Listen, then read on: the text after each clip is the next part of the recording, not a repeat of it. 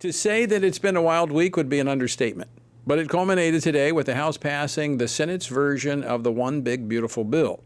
Now, there were a lot of negotiations behind the scenes over the last 36 hours, sleepless nights and tireless efforts, not just for those on the Hill and the White House, but our team also here at FRC working around the clock to make sure that faith, family, and freedom were represented in the final outcome.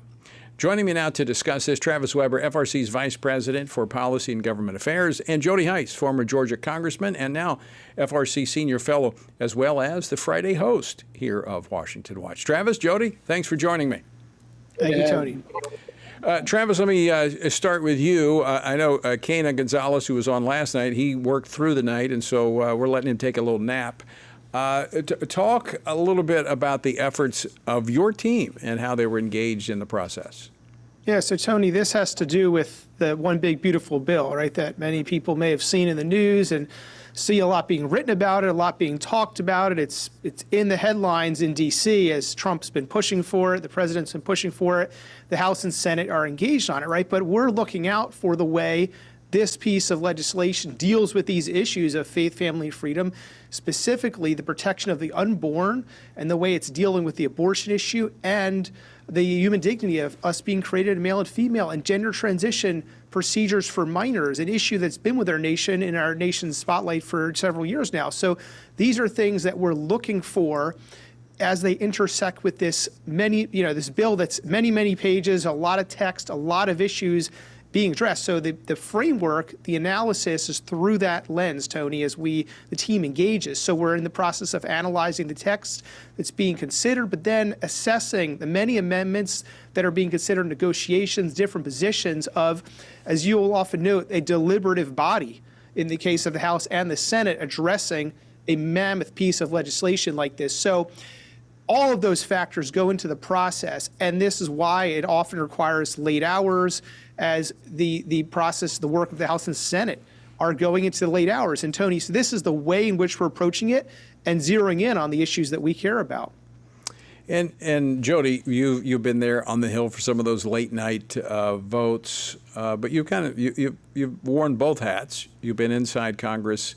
You've also been a key part of the Family Research Council. And I know that you were on the phone talking with colleagues in the House Freedom Caucus throughout the night. And we just had Eric Burleson on the program the previous segment, and he was talking about how helpful it was to have FRC not join the crowd of cheerleaders. In fact, I think we were the only organization that said, wait, I think we can do better than what the Senate sent over. How important is that when you're on the inside trying to work for a better outcome and you look outside and there's very few allies on the outside?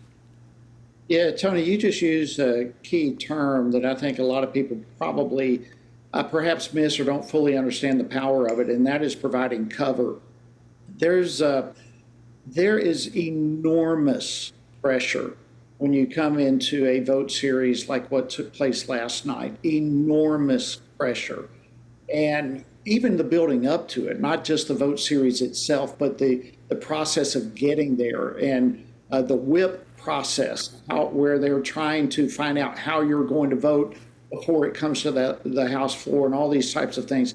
Enormous pressure. And in the midst of that environment comes an organization like FRC. And let me just publicly say a huge, huge thank you to Travis, to his team, to Kana, to FRC, FRC Action, and Tony, to you personally for your involvement. I cannot overemphasize the power and the impact, the significance that FRC played in what took place last night, much of which we will see unfold in the weeks and months to come.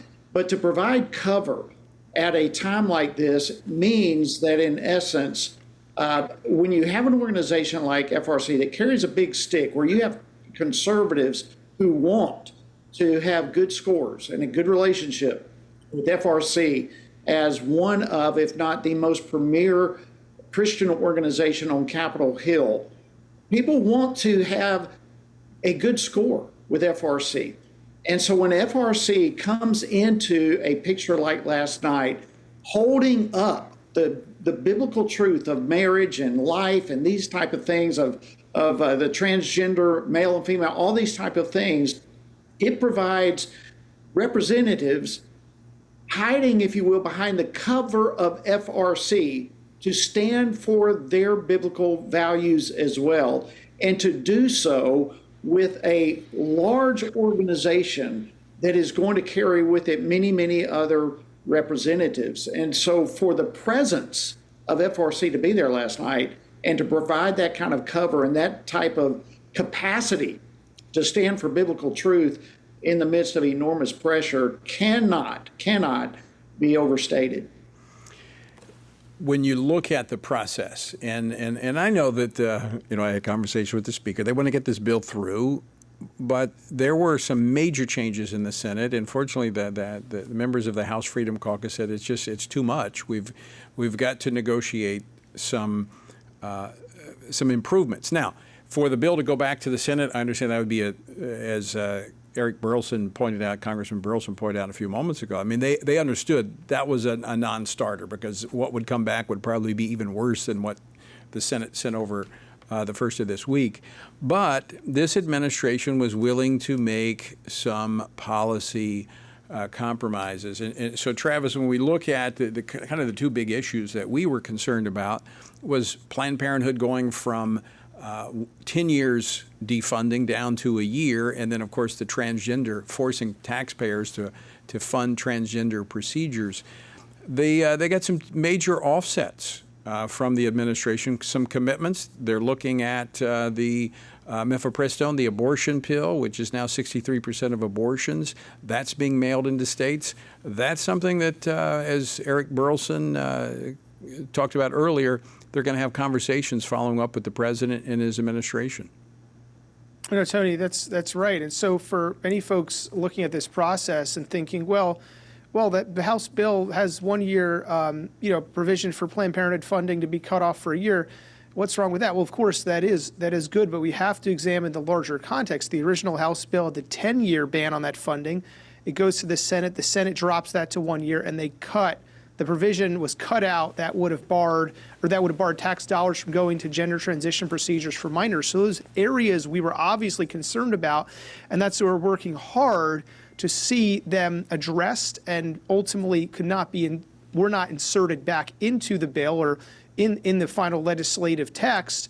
But Tony, as you're referencing, we want to advocate for strong positions on those areas. And so because of the reduction, the change that we saw in the Senate, we're looking at what else can be done. And executive action in these areas is something that can be taken, and we can see advancement to protect lives.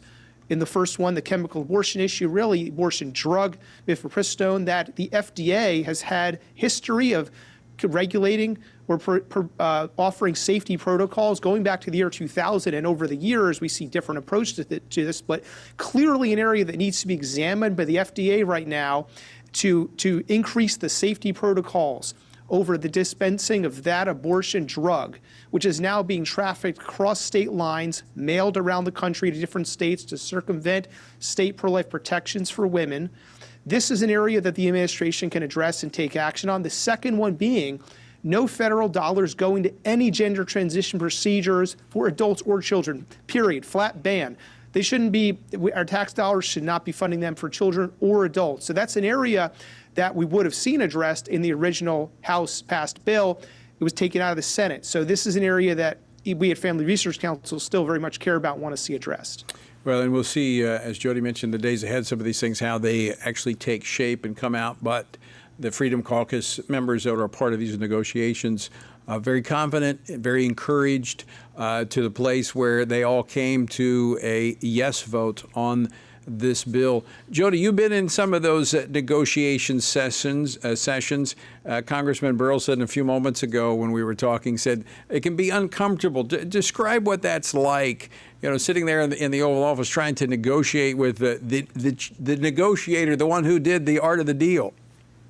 Yeah, I mean, again, the pressure, the intensity of the moment is indescribable.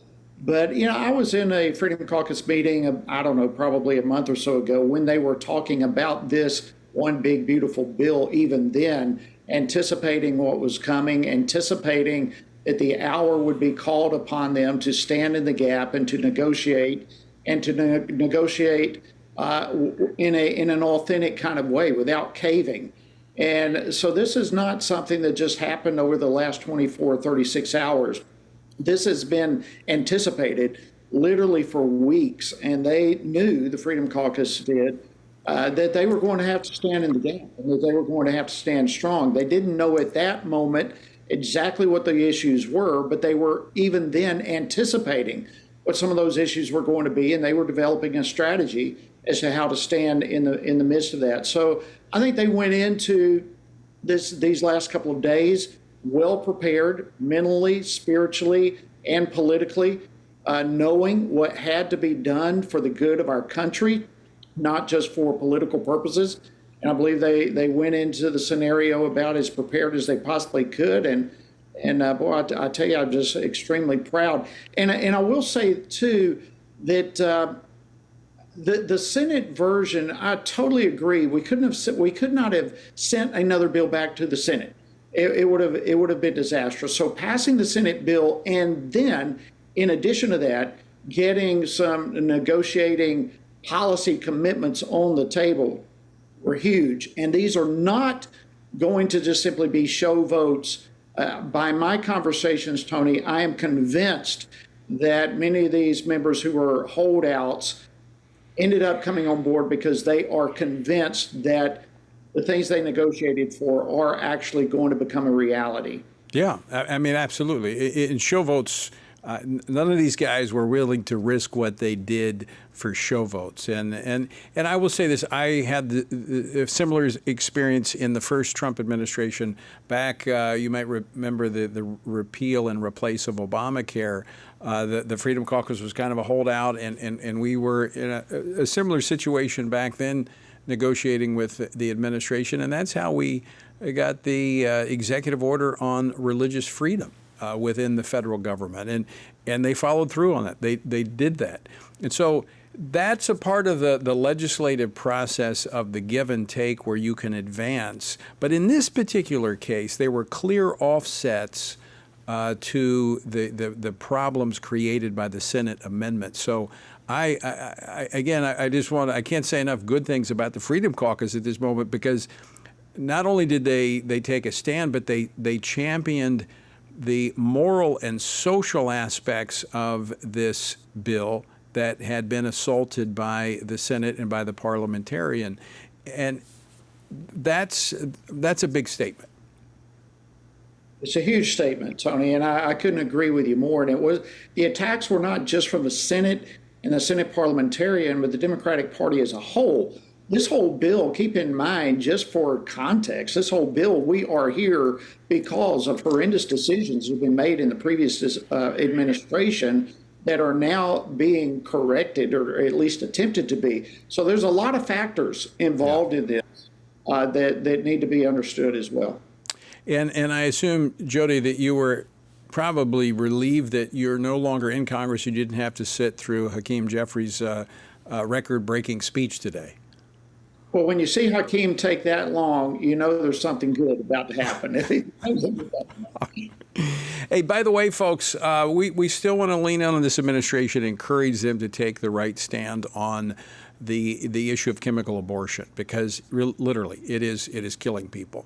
And so text the word life to 67742. Sign the petition. We'll add your name to it. We're going to back up the Freedom Caucus with this information so that as they continue these conversations, we can get some positive outcomes. So that's life to 67742. Jody Hice, Travis Weber, thanks so much for joining me today. Have a great 4th of July weekend. Thank you, Jody.